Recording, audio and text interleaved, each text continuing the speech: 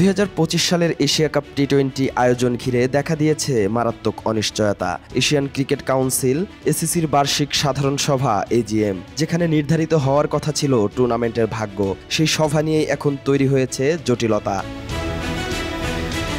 ঢাকায় 24 ও 25 জুলাই নির্ধারিত ছিল এসিসির বার্ষিক সাধারণ সভা, কিন্তু এসিসির অভ্যন্তরীণ ক্ষমতার দ্বন্দ্ব, ভারত পাকিস্তানের ভূরাজনৈতিক উত্তেজনা এবং বোর্ডগুলোর পারস্পরিক মতানৈক্য সব মিলিয়ে সভাটি নিয়েই তৈরি হয়েছে অনিশ্চয়তা।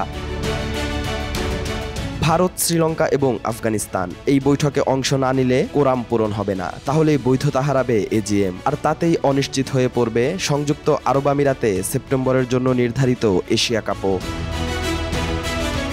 বর্তমানে এসিসির সভাপতির দায়িত্বে আছেন PCB chairman Mohsin Naqvi. Pakistan cricket board এই এশিয়া কাপ থেকে অন্তত 116 কোটি রুপি আয়ের আশা করেছিল।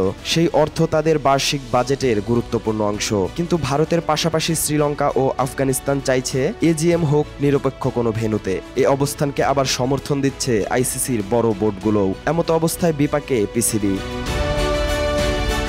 আবার এই জটিলতার কেন্দ্রে এসে দাঁড়িয়েছে বাংলাদেশ ক্রিকেট বোর্ড বিসিবি। এসিসির হঠাৎ অনুরোধে ঢাকাকে নিরপেক্ষ ভেন্যু হিসেবে সম্মতি দিয়েছে বিসিবি। যদিও অভ্যন্তরীণ সূত্র বলছে পরিস্থিতি না বুঝেই তড়িঘড়ি করে সিদ্ধান্ত নিয়েছেন বোর্ড সভাপতি আমিনুল ইসলাম বুলবুল। এ বিষয়ে বিসিবির এক শীর্ষ কর্মকর্তা বলেন, ঘটনাটি এখন পুরোপুরি ভূরাজনৈতিক হয়ে গেছে। বুলবুল ভাই যদি একটু সময় নিতেন তাহলে এমন জটিলতা হয়তো এড়ানো যেত। এ ধরনের ইস্যুতে সময় নেয়া কৌশলের অংশ। সম্ভবত অভিজ্ঞতার অভাবেই তিনি এত দ্রুত সম্মতি দিয়েছেন। আরেক কর্মকর্তা জানান, বিসিবির কিছু পরিচালক ভারতকে অসন্তুষ্ট করতে চাননি, তাই বৈঠক বাতিলের অনুরোধ করেছিলেন। কিন্তু বুলবুল ভাই বলেছেন তিনি আগেই কথা দিয়েছেন, তাই এখন পিছু হটতে পারছেন না। এই টানাপোড়েনের মধ্যেই পিসিবি চেয়ারম্যান মহসিন নাকভি কাবুল গেছেন আফগান বোর্ডের সমর্থন পেতে। তবে 21 জুলাই পর্যন্ত পাওয়া তথ্য বলছে আফগানিস্তানও ভারতীয় অবস্থানে রয়েছে।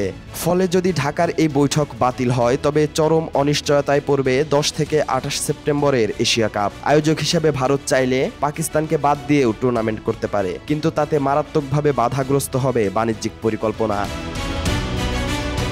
মাত্র কয়েকদিনের মধ্যে নির্ধারিত হতে যাচ্ছে একটি বৈঠক, সাথে পুরো এশিয়া কাপের ভাগ্যও। রাজনৈতিক কৌশল, কূটনৈতিক সম্পর্ক আর বোর্ডীয় সমীকরণ, এই তিনের ভারসাম্যেই এখন দাঁড়িয়ে আছে এশীয় ক্রিকেটের ভবিষ্যৎ। তবে এই সভা যেখানেই হোক, ক্রিকেট অনুরাগীদের দাবি এসিসির আসন্ন বার্ষিক সাধারণ সভা যেন রাজনৈতিক প্রেক্ষাপটে না হয়, কারণ সিদ্ধান্ত শুধু এবারের আসরের নয়, এই প্রভাব পড়বে পুরো এশিয়া অঞ্চল জুড়ে, যেখানে বাধাগ্রস্ত হবে আন্তর্জাতিক সূচি, সম্প্রচার সত্ত্ব আর ক্রিকেটীয় কূটনীতির গতিপথ।